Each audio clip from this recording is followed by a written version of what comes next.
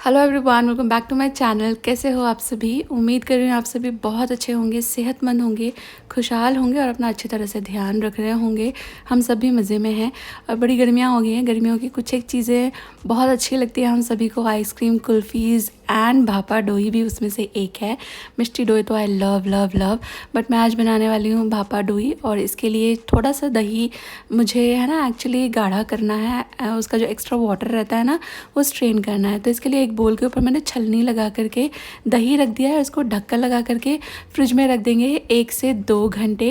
ये जितना ज़्यादा अच्छा गाढ़ा जमेगा उतना ही अच्छा आपका भापा डोई बनेगी। और वीडियो में आगे बढ़ने से पहले मेरे एक छोटे से सवाल का जवाब दीजिए। Are you guys tired of dull, dehydrated and dry skin? Worry no more because your all-in-one dream solution is here. Introducing this magical serum by The Dermaco Snail Peptide 96 Hydrating Serum, combining the pure Korean magic of snail mucin। ये product skin को deeply hydrate करता है, skin को soft, supple and healthy बनाता है, providing long lasting hydration and keeping dryness at bay. And see the texture, it's quite slimy. ये एकदम lightweight and non greasy formula है। Also being first of its kind in India, this serum has a potent blend of 96% pure snail secretion filtrate, 2% peptide complex and 2% niacinamide. Snail mucin soothes dryness and irritation by keeping skin intensely moisturized. Peptides and niacinamide skin regeneration को accelerate करते हैं और collagen को boost करते हैं, and it helps with dark spots, pigmentation and uneven skin tone. With regular usage आप खुद feel करोगे कि skin remarkably soft, supple and hydrated लग रही है। And don't worry, no snails were harmed in the making of this serum. And there's more to love about The Dermaco क्योंकि every time when you buy a product from The Dermaco, they link your order on the website to a child that they help to educate along with Bhumi, and they have empowered 15,000 plus students this year with their Young Scientist Initiative. अगर आप इस product में interested हो तो आप इसे खरीद सकते हो The Dermaco की ऑफिशियल वेबसाइट से, क्योंकि वहाँ पर आप मेरा डिस्काउंट कोड यूज़ कर सकते हो जिसका इस्तेमाल करने से आपको मिलेगा आपके ऑर्डर पे फ्लैट 20% का डिस्काउंट। मेरा डिस्काउंट कोड है नीलम 2024। मैं स्क्रीन पर भी मेंशन कर दूंगी, वीडियो के डिस्क्रिप्शन बॉक्स में भी रख दूंगी। इसका इस्तेमाल करना मत भूलिएगा। These products are also available on Amazon, Flipkart, Nykaa and Purple. And all products by the Dermaco are fragrance free.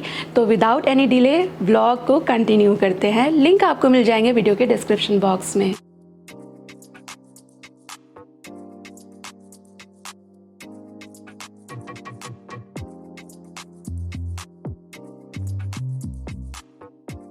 और मैं एक बात आपसे ऑनेस्टली एडमिट करती हूँ कि भले ही आप लोगों ने मुझसे काफ़ी कुछ सीखा हो, बट मैं भी आप लोगों से बहुत कुछ सीखती हूँ। मैं जब भी कुछ करती हूँ उस पर मुझे कमेंट्स आते हैं, कुछ कंस्ट्रक्टिव आते हैं, प्रोडक्टिव आते हैं, और ऐसे वैसे कमेंट्स की तो बात मैं यहाँ नहीं कर रही हूँ।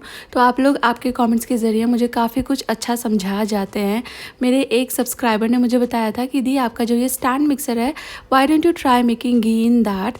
तो टुडे आई थॉट कि चलो यार इसी में बना लेती हूँ क्योंकि बन सकता है इजीली। बस मेरे दिमाग से होकर ये बात नहीं गुजरी, तो मैंने मलाई जो है वो डाल दी थी बोल के अंदर और बस इसको रन कर दिया। और ट्रस्ट मी, ये मेरा आज तक का सबसे ज़्यादा क्विक एंड इजी वे था घी बनाने का। पता ही नहीं चला, मिनटों में ही घी बन गया। बीच में मैंने थोड़ा सा चिल्ड वाटर ऐड किया था ऊपर से, क्योंकि अभी गर्मियां हैं तो ज़रूरत पड़ती है। और फटाफट से मक्खन हो गया मेरा रेडी। मक्खन मैंने पकने के लिए रख दिया है एक दूसरी साइड पे, और जो बच गया था ना वे, इसका मैं कभी कभी पनीर बना लेती हूँ अगर इसकी स्मेल अच्छी है तो आज वाले की स्मेल अच्छी थी तो मैंने इसको थोड़ा सा पानी मिला करके रख दिया है बॉईल होने के लिए। ये दूध की तरह बॉईल हो जाता है तो फिर मैं बाद में इसको कर्डल कर लेती हूँ। ये नींबू का फूल कहते हैं यहाँ पर गुजरात में। सिट्रिक एसिड है बाय द वे। ये इजीली कहीं भी अवेलेबल है। मैं तो डी मार्ट से लाती हूँ, वहाँ पर आसानी से मिल जाता है।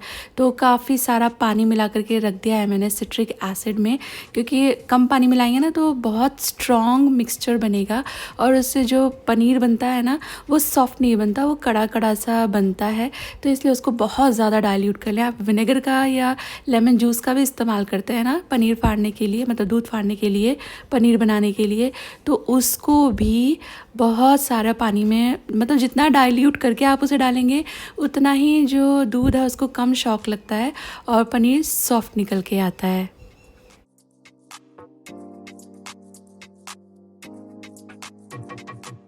भरवा करेले बना रही हूँ मैं, बहुत अच्छी रेसिपी, आप बना के देखना, आपको मज़ा आ जाएगा। तो इसको मैंने साफ़ कर लिया था धो करके पहले, और बाद में इसके जो छिलके हैं वो उतार लिए। और पिछली बार लास्ट सीज़न जब मैंने बनाए थे भरवा करेले, तो किसी ने मुझे बोला था आपकी रेसिपी बिल्कुल गलत है, आपने छिलके तो उतारे ही नहीं। तो अलग अलग तरह की रेसिपीज़ होती है, मेरी मम्मी कभी छिलके उतारती थी, कभी नहीं उतारती थी, तो ऐसे भी हो जाता है छिलके नहीं उतारने से भी। बाय द वे मैंने आज छिलके उतार लिए और उसमें नमक डाल करके रख दिया है। यहाँ दूध बॉईल हो गया था तो गैस मैंने बंद कर दी थी, और इसके बाद फिर धीरे धीरे करके मैंने इसके अंदर जो सिट्रिक एसिड का मिक्स है वो ऐड किया, एंड मैं इसे अभी रेस्ट करने दूँगी। ये धीरे धीरे अच्छी तरह से कडल हो जाएगा, फिर मैं इसको स्ट्रेन कर लूँगी। मीनवाइल पैन के अंदर मैंने मस्टर्ड ऑयल गर्म कर लिया था, क्योंकि करेले सरसों के तेल में ही सबसे अच्छे बनते हैं। और इसके अंदर करेले जो हैं ये रख दिया है मैंने फ्राई होने के लिए।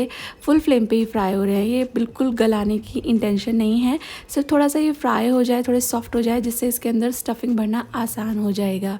और करेले यहाँ धीरे धीरे पक रहे हैं, और पीछे मैंने घी भी चढ़ा दिया है पकने के लिए। पनीर ऑलरेडी बन चुका है, और ये करेले बस हो गए हैं। मुझे बहुत ज़्यादा कलर नहीं देना, क्योंकि भरवा करने के बाद भी ये पकेंगे तो फिर बिल्कुल थोड़े से ज़्यादा डार्क ब्राउन काले काले हो जाएंगे ना, तो वो देखने में अच्छे नहीं लगते।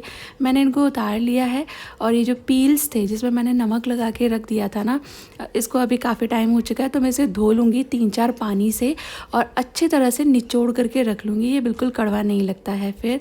और जार के अंदर मैंने डाला है थोड़ी सी हरी मिर्ची, थोड़ा सा लहसुन, और ढेर सारे प्याज। करेलों में प्याज अच्छे लगते हैं, ज़्यादा प्याज अच्छे लगते हैं, और ये सारी चीज़ें मिला करके मैं पीस लूँगी। करेले फ्राई हो गए थे, बचा हुआ जो तेल है ये थोड़ा ज़्यादा था, तो इसमें से एक्स्ट्रा ऑयल मैं निकाल लूँगी, ये आगे काम आएगा। फिलहाल ये जो प्याज वगैरह का मसाला बनेगा ना, स्टफिंग, इसके लिए जितना ज़रूरी है थोड़ा सा ऑयल मैंने उतना रख लिया है। प्याज बहुत बारीक मत करेगा, मतलब बिल्कुल चटनी जैसा मत बना लीजिएगा, थोड़ा सा टेक्सचर इसमें रहे तो अच्छा रहता है। थोड़ा सा मोटा मोटा भी वैसे अच्छा लगता है, टेल यू, लेकिन फिर बाद में करेले बांधने की ज़रूरत पड़ती है, तो if you are okay with that तो आप थोड़ा सा चंकी रख सकते हो और ज़्यादा प्याज को। मैंने मस्टर्ड ऑयल के अंदर ऐड किया है करेले के पील्स, थोड़े से कलौंजी और थोड़े से हींग, और ये सारी चीज़ें मिला करके भून लूँगी।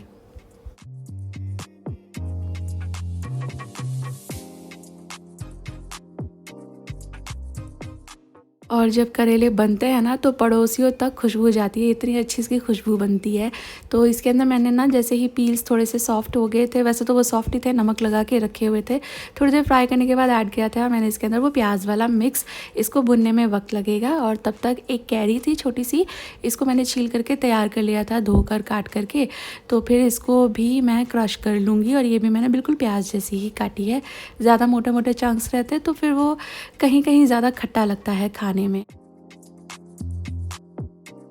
एक मसाला बना रही हूँ मैम, जो प्याज का मसाला उसमें मिलाने के लिए ऐड किया है मैंने ज़ीरा, धनिया, और धनिया थोड़ा सा ज़्यादा जाता है, लाल मिर्ची आपके स्वाद के हिसाब से, और इसमें जाएगी सौंफ। तो मेरे पास एक्चुअली पाउडर सौंफ रखी हुई है, तो यही ऐड करूँगी मैं। आप क्योंकि पीसना तो है ही, तो जो खड़ा सौंफ रहता है वो भी आप मिला सकते हो। ये सारी चीज़ें मिला करके पीस लीजिए, और इसके बाद फिर जो प्याज का मसाला है अभी तक मेरा अच्छा भुन चुका था, तो मैंने इसके अंदर कैरी मिला दी थी।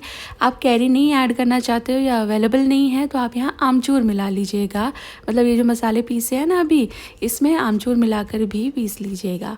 और अभी फिर थोड़ी देर भूनने के बाद मैंने ऐड कर दिए ये पाउडर मसाले जो सारे पीसे थे, साथ में नमक, हल्दी, और ज़रा सी इसके अंदर है ना शुगर ऐड करूँगी। ये मेरी सासू मॉम का टिप है, एंड अच्छे लगते हैं इससे करेले। इतना नहीं डाल दीजिएगा कि मीठा लगे, बट ज़रा सी शुगर वो थोड़ा सा ना स्वीटनेस इन्हांस कर देती है अनियंस की, और जो कैरी की खट्टापन है ना उसको भी बैलेंस कर देती है, मतलब स्वाद लगता है इन ऑल। आप करके देखिएगा, और इसको भून ले जब तक ये अच्छी तरह सॉफ्ट भुन जाए, कलर बदल जाए। और तेल तो मैंने कम ही रखा था, इसलिए बहुत ज़्यादा तेल जैसा नहीं दिख रहा है। घी हो गया था रेडी, घी मैंने छान लिया है। और यहाँ पर अभी जो हमारा दही है इसको भी देख लेते हैं, क्योंकि इसको ना बनाने के बाद 1-2 घंटे रखना पड़ता है फ्रिज में, फिर ही इसे खाया जा सकता है। तो जो वे बच गया है इसको साइड रख लेंगे, इसको भी आई यूज़। एंड ये जो हमारा पनीर दही तैयार हुआ है, इसके अंदर ऐड करेंगे थोड़ा सा इलायची का पाउडर, अच्छा फ्लेवर आता है।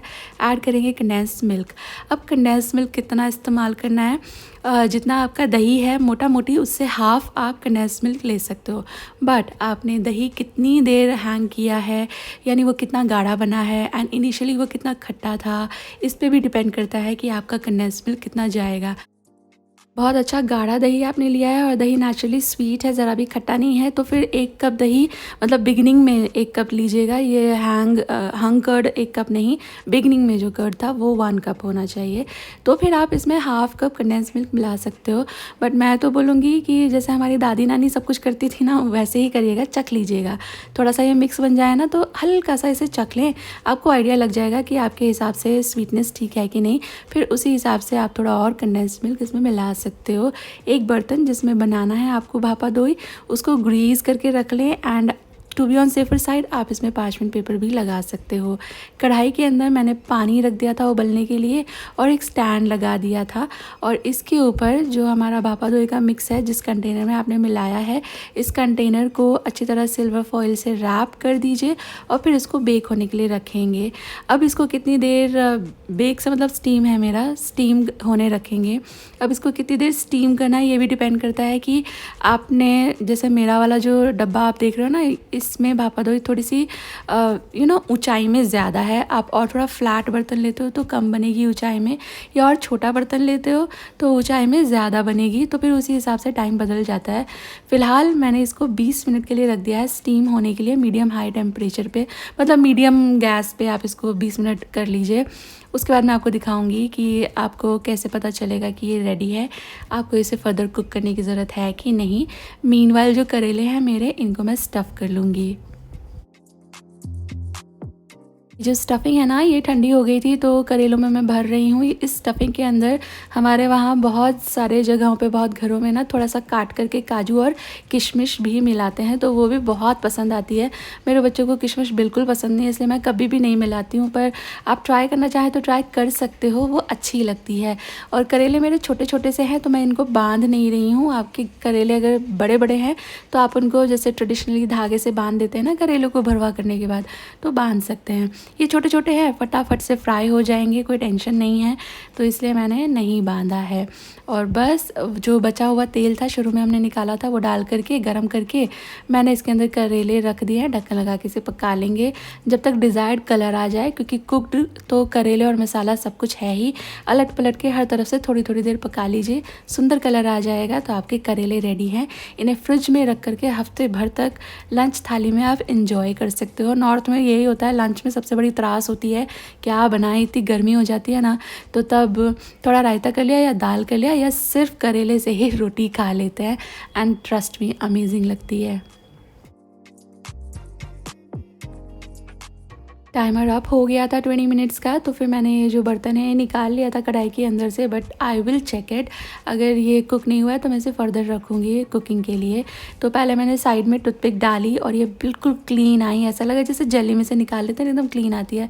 बट मिडिल में आप ध्यान दें, थोड़ा थोड़ा दूध जैसा लग रहा है, तो ये बीच में से अभी कच्चा ही रह गया है, तो मैं इसे वापस से और 5 मिनट के लिए स्टीम करूँगी। तो आपको है ना, आप ये मेजरमेंट से आप पकाते हो तो 20 मिनट्स बेक कर लीजिएगा। आपका बर्तन वाइड है तो 20 मिनट्स में ये हो जाएगा रेडी, पर मेरे जैसा थोड़ा सा छोटा बर्तन लिया है तो फिर आपको और 5-1 मिनट कुक करना पड़ सकता है। बस आप इसी तरह टेस्ट कर लीजिएगा। और ये देखो हमारी डार्क सर्कल वाली लड़की, दिखा ठीक से दिखा। एक्चुअली ये इसका आई मेकअप कर रही थी, खुद का तो अच्छा किया है, उसका क्यों ऐसा किया? हटा लिया? मैंने उसे बोला था क्या कि मेरे ऐसे डार्क सर्कल्स करना, क्यों? आपको प्रैंक करने के। तो ये आई थी मेरे पास, मैं इसे कुछ काम करने के लिए बोली थी तो कहती मम्मा मैं नहीं कर सकती, मुझे बहुत नींद आ रही है। तब से आंखें भी ऐसी बना रही है। Say good night, go to sleep. Good night, bye bye, go to sleep guys, नहीं तो ऐसी आंखें हो जाएंगी।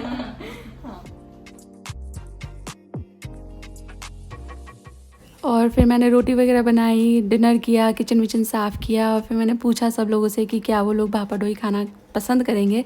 तो they all were like yes yes. तो मैं फिर अभी इसको जो है सर्व करने की तैयारी कर रही हूँ।